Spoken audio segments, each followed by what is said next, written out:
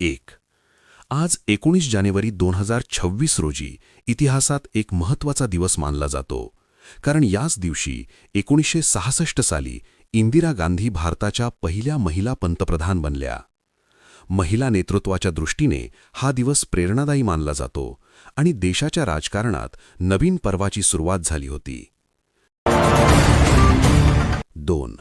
संयुक्त अरब अमिरातीचे राष्ट्राध्यक्ष शेख मोहम्मद बिन जायद अल नहयान आज भारताच्या अधिकृत दौऱ्यावर आले आहेत. भारत आणि UAE यांच्यात CEPA करारासह अनेक महत्त्वाच्या विषयांवर चर्चा होण्याची शक्यता आहे.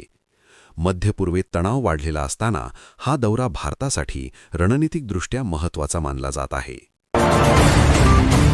3. भाजपच्या राष्ट्रीय अध्यक्षपदासाठी नितीन नबीन आज आपले नामांकन दाखल करणार असून उद्या अधिकृत घोषणा होणार आहे. संजय गांधी निराधार योजनेचा GR आलेला आहे, लवकरच लाभार्थ्यांना लाभ मिळेल. 4. मौनी अमावस्येच्या दिवशी प्रयागराज माघ मेळ्यात मोठा गोंधळ निर्माण झाला होता. शंकराचार्य स्वामी अभिमुक्तेश्वरानंद यांच्या समर्थकांनी पोलिसांशी वाद घातल्याने वातावरण तणावपूर्ण झाले. 5. लडकी बहीण योजनाच्या जानेवारी महिन्याचा हप्ता आता लवकरच महिलांच्या खात्यात येणार आहे, अशी आश्वासनं सर्वांकडून देण्यात आलेली आहे. 6. अयोध्येत मौनी अमावस्येला तब्बल 5 लाखांहून अधिक भाविकांनी सरयू स्नान केले. राम मंदिरात दर्शनासाठी लांबच लांब रांगा पाहायला मिळाल्या. पंतप्रधान नरेंद्र मोदी यांनी आसाम राज्याला मोठी विकास कामांची भेट दिली. काझीरंगा येथे 35 किलोमीटर लांबीचा एलिव्हेटेड कॉरिडॉर उभारण्याची घोषणा करण्यात आली. आसाममध्ये 2 नवीन अमृत भारत रेल्वे गाड्यांना हिरवा झेंडा दाखवण्यात आला. पश्चिम बंगालमध्ये 830 कोटी रुपयांच्या विकास प्रकल्पांचे उद्घाटन आणि भूमिपूजन झाले. पंतप्रधानांनी घुसखोरी रोखण्यासाठी सीमावर्ती भागात फेन्सिंग गरजेचे असल्याचे स्पष्ट केले. केंद्र सरकारने सर्व्हायकल कॅन्सर विरोधात HPV लसीकरणावर भर देण्याचा निर्णय घेतला.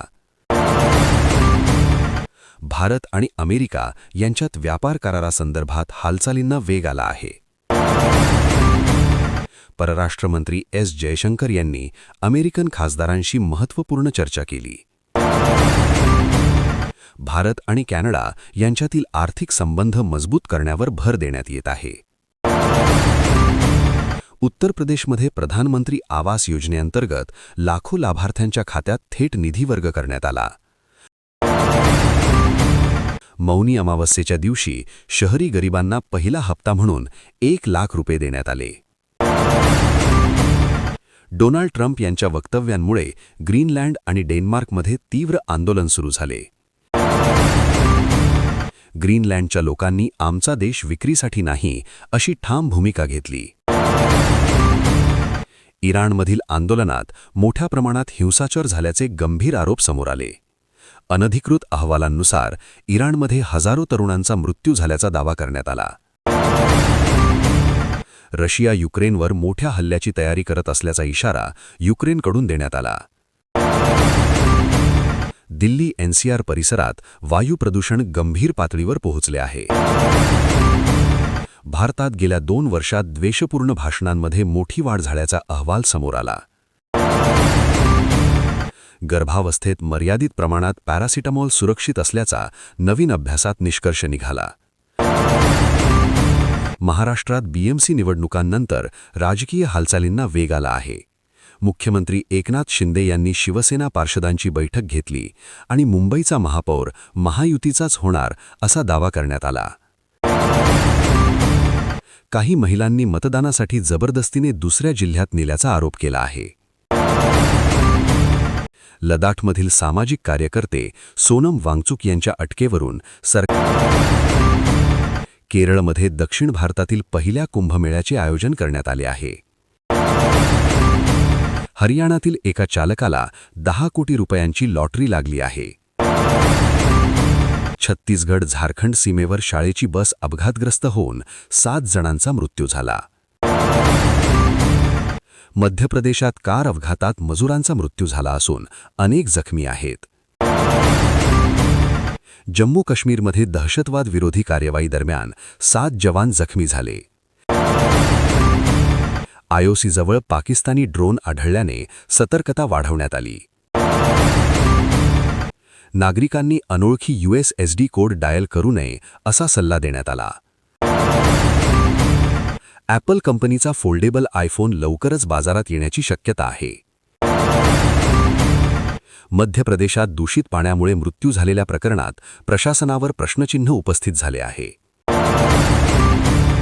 सोन्या चांदीच्या दरात सातत्याने वाढ होत असून गुंतवणूकदारांचे लक्ष वेधले जात आहे. बांगलादेशात हिंदू व्यापाऱ्यावर हल्ला करून हत्या करण्यात आल्याची घटना समोर आली. इराणमध्ये अडकलेल्या भारतीय नाविकांच्या सुटकेसाठी भारत सरकार प्रयत्नशील आहे. देशभरात दाट धुके आणि थंडीमुळे वाहतूक सेवा विस्कळीत झाल्या आहेत. दिल्लीमध्ये ग्रेप 4 निर्बंध लागू करण्यात आले आहेत. कॉल फॉरवर्डिंग स्कॅमच्या माध्यमातून सायबर फसवणूक वाढत आहे.